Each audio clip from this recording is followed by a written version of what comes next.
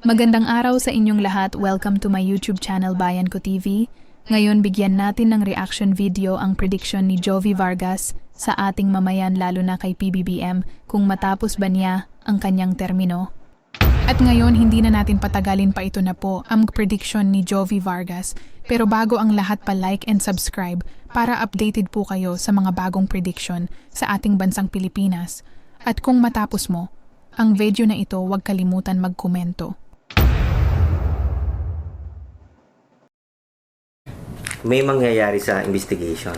Yun ang tanong ng tao may mangyayari kaya? O mauulit lang yung dati, lilipas?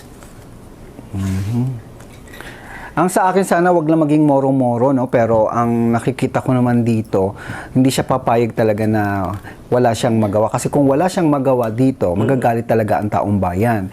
Dito maipapakita niya ang totoong pagiging presidente niya kung talagang karapat-dapat siyang maging leader ng bansang ito na wala siyang papanigan. So wala siyang sasantuin kahit kamag-anak niya? Ang pagkakaano ko sa baraha talagang hindi siya Ayon sa baraha. papayag na basta-basta makalusot ang mga taong ito. So talagang gagawa talaga siya ng paraan na may maparusahan talaga. No, kahit pa ito'y kamag-anak niya, kahit pa ito'y kaibigan niya, kahit pa ito'y malapit sa puso niya. So kung talagang merong ginawang kasalanan, nakikita ko na pag talagang merong mali, doon siya papanig sa tama. Okay. Hindi ba siya madadamay kung may kamag-anak siyang may involved or masasama sa investigation? Hindi ba siya makaladkad, gano'n? Maaring makaladkad lang yung pangalan pero hindi naman ganun particular na maiipit talaga. Pero may mga nakikita ako talagang malalapit sa kanya na talagang lalabas ang totoong mga pangalan na ma-involve talaga sa corruption. No? So, paparusahan niya yan. Kung sila yung mag-away dahil paparusahan niya yung mga perceived na nagkasala. Well, wala tayong magagawa. Kasama niya sa magiging issue na kailangan kung may paninindigan siya na talaga may parurusahan, panindigan niya talaga yon. Pero kung wala, well, taong bayan na talaga ang maghusga. And then, yun yung sinasabi ko nga na kapag hindi niya naayos ang problemang ito, may posibilidad na magpalit tayo ng presidente at hindi niya matapos ang termino niya. Ano yung chance ayon sa barahan na magsusurvive ang presidente? Sa loob ng 3 taon? Akin nag-aalanganin ang ano niya ngayon, yung barahan niya, no, nag-aalanganin. Marami nagagalit na. Actually, may mga nakikita na ako na talaga nag-iipon na talaga sila. Puno na ang salop. FPJ, di ba? No? Okay. Meron lang inaabangan ang mga tao o tong grupo na ito. Parang yung iba tahimik, pero ang nangyari kasi nung people power trip ba tawag doon o magkanya-kanya lang talaga ang linya kasi hindi magkakasama. Pero kung ito iisang linya lang, baka nagtagumpay ang people power. Magkakaisang linya pa yung mga yan. Kung total, nandun naman na tayo sa usapan na to. Palagay ko, merong isang lalabas na babae na siyang mag-aano na parang kailangan na talagang lumabas, kailangan na talaga ipaglaban ang karapatan ng ating bayan sa ganitong klase ng korupsyon. Kasi ang pansinin mo, no, ang pansin ng mga tao ngayon, itong administrasyon na ito, ang pinakamatindi ata ang korupsyon. Golden Age. Oo, ito. Sa lahat ng naging yung mga presidenteng naupo, di ba? Hindi ganito katalamak. Ito yung pinaka naipon. Ito ilang taon pa lang, 3 taon pa lang, pero ang pinag-uusapan na natin dito billion o trillion na pala.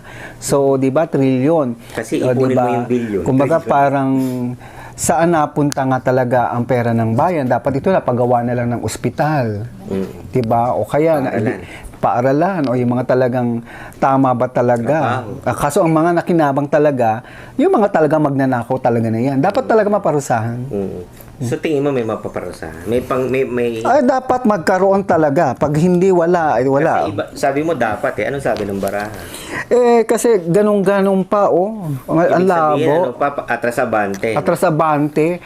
Sana hindi, walang lumabas na awa. Sana wag pa ikot-ikot kasi ayan yung mga ebidensya. Ang nakakaano lang dito, nakikita na, lumabas na. Ayan ang ebidensya. Nakita na sa video, na interview na. Pero ang naano ko, bakit pinatatagal? pinatatagal pa, ikot-ikot, parang moro-moro. Meron, papayag kaya ang tao niya na kalimutan na lang. Hindi. Pinawara. May mga tao na hindi papayag talaga. Medyo galit na galit yung mga taong bayan ngayon. Kasi nga, nagkataon lang may bagyo tayo, may mga disaster, kaya medyo tumahimik, ano? Pero, nagsusumiklab pa ng galit ang mga tao pa. No, hindi pa to tumitigil. Hindi kaya makikita mo na yung pati yung bagyo, yung Mother Nature nakikisama eh. Kung nasaan yung problema doon nagko-concentrate. Wala siguro ito yung taon na may talagang paliwanag yung pag-asa ilalabas na talaga lahat ang katotohanan. Parang nagagalit na rin siguro ang langit sa mga pangyayari. Oo. Kasi sobra na di ba? Parang ang dami na nga naghihirap, pero ang dami namang nakikinabang pala sa kaban ng yaman ng ating bayan, di ba? Parang nag-enjoy sila habang iba'y naghihirap. Pero parang ang dating sa dami, siguro the last 20 years, sa dami nang narinig nating bilyong na perang na kurakot daw yun. Siguro, kaya palang umunlad ng Pilipinas, no? Kaya kung walang mga korupsyon. Kasi parang... Hindi kailangan mag-ibang bayan, ano? Hindi. Kaso nga lang, korap lang talaga. Okay. So, gawa tayong dalawang senaryo. Si Presidente, matatapos niya ang term. Alanganin. Alanganin. Hindi tayo sure. Hindi tayo sure. Okay, Mr. President, makinig ka. So, kung... Sige, sabihin na natin, baka nga hindi niya matapos.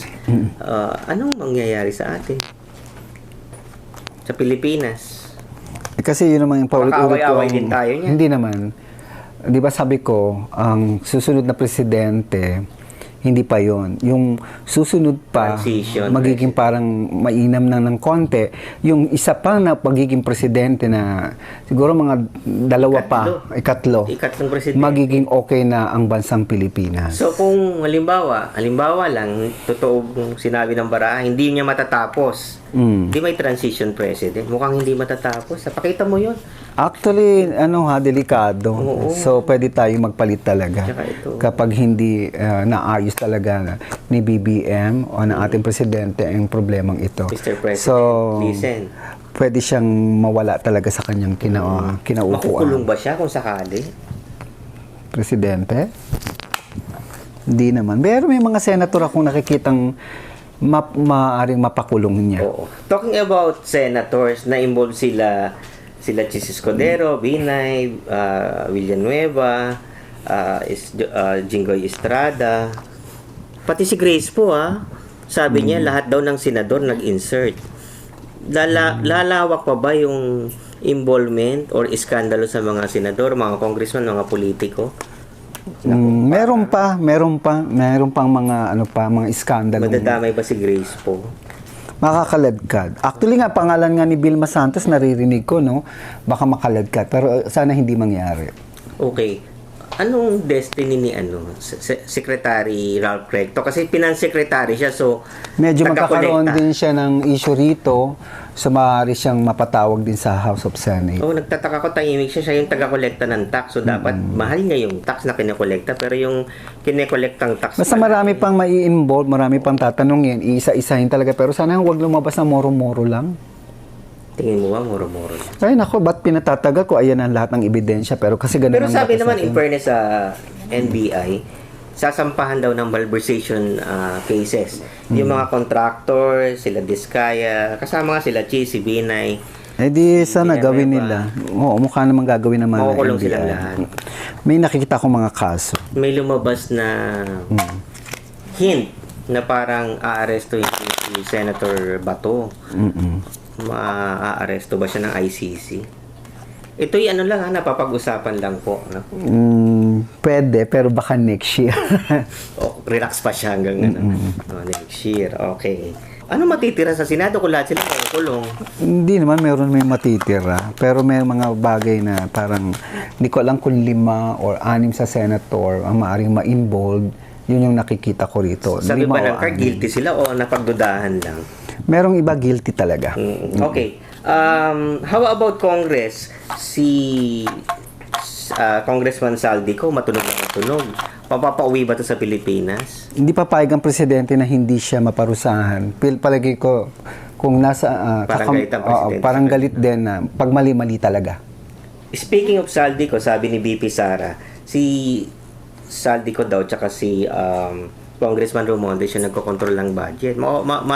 Basta ang nakikita ko dito, Congressman Romualdez. hayaan ng presidente na lumabas ang totoo at kung talaga nakita niyang mali, mali talaga. Talagang kung talagang dapat parurusahan niya talaga. Okay. Yun yung nakikita sa card. What about dun sa mga susunod na rally? Mas maging maras ba? Mas mapayapa ba? Kasi di natin gusto yung nangyari last time sa Maynila, no? Mas maingay ang susunod Mas maingay. Watch. na people power. Okay, watch, no? Ano ang pwede pang mangyari sa bansa natin sa kabila ng mga negative? Tuloy sa positive naman, totoong positive. Parang wala. Sa ngayon wala. Parang magulo pa. So kailangan talaga medyo sana malampasan ng presidente o malampasan natin ito. Sana maging maganda ang Pasko natin. Although may mga issue pa rin talaga na lalabas at lalabas. Actually, may isa pang scandal na lalabas. Abangan nyo pa. Ano itong scandal na to? Is this Nasa gobyerno pa rin. money related ulit? Oo, mga corruption Grabe pa naman. rin. Grabe naman na yan. So, labas tayo ng Pilipinas sandali. Makaka-apekto ba yung nangyayari sa labas ng Pilipinas? Sa ating economy, sa politics natin? Oo naman. Meron. Napag-uusapan na tayo sa buong mundo. Kaya, no? Anong advice mo sa mga viewers? Well, ang sa akin lang, manatiling maging vigilante, di ba? Magdasal tayo sa Panginoong Hesus Kristo na sana maging maayos na itong sitwasyon natin at sana umulad talaga ang Pilipinas. Magdasal. Magdasal tayong lahat. Sana walang mangyaring mga malalaking disaster, pero kasi talaga papunta tayo sa mga disaster, di ba? At I hope na gabayan pa tayo ng Panginoong Hesus Kristo sa pang-araw-araw ng buhay natin. Appeal to the President, listen to the people, para iwasan ang pagdanak ng dugo sa ating bayan. Okay. Mga Pilipino.